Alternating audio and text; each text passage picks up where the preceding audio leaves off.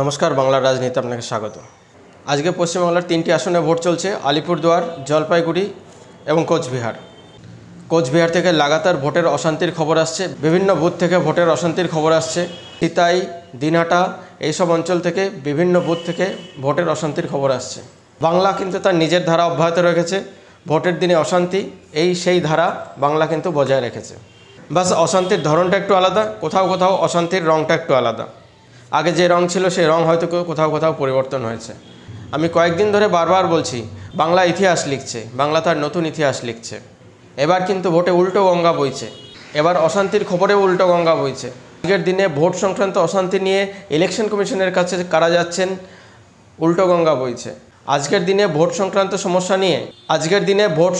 সমস্যা নিয়ে ইলেকশন কমিশনের কাছে কারা যাচ্ছেন বা কারা বেশি যাচ্ছেন সেটা কিন্তু লক্ষণীয়। আজকে কোচবিহার থেকে যত অশান্তির খবর আসছে বেশিরভাগই বিজেপির বিরুদ্ধে, অর্থাৎ বিজেপি আপার হ্যান্ড নিয়েছে।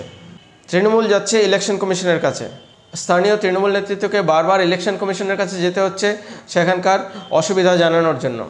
তারা ইলেকশন কমিশনের কাছে দ্বারস্থ হচ্ছেন যে আমাদেরকে ভোট করতে দিন। জায়গায় জায়গায় স্থানীয় বিজেপি নেতৃত্বের বিরুদ্ধে তৃণমূল কংগ্রেসের স্থানীয় নেতারা যাচ্ছেন ইলেকশন কমিশনে, কারণ তারা বলছেন যে স্থানীয় বিজেপি নেতারা ভোটারদের প্রভাবিত করার চেষ্টা করছেন, তারা ভোট দিতে বলছেন, তারা বারবার বুথে ঢুকছেন। যে ঘটনাগুলো এতদিন তৃণমূল করতো, তার আগে সিপিএম করতো, তারপর একটা লম্বা সময় দেখেছি তৃণমূলকে করতে যে ঘটনাগুলো, সেই ঘটনাগুলো আজকে বিজেপি করছে, সেই কাজগুলো আজকে বিজেপি করছে। তারই খবর আসছে জায়গা জায়গা থেকে, তৃণমূলের নেতারা সে কথাই বলছেন।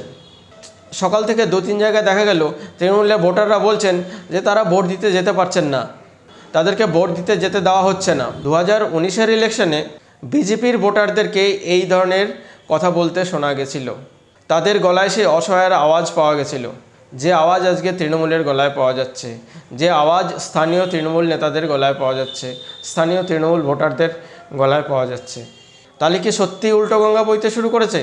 তাহলে কি রাজ্যে বিজেপি ক্ষমতায় আসছে?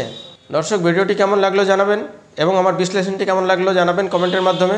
আর উৎসাহ বর্ধনের জন্য লাইক করুন, শেয়ার করুন, সাবস্ক্রাইব করুন, সঙ্গে থাকুন, দেখতে থাকুন বাংলার রাজনীতি। ধন্যবাদ।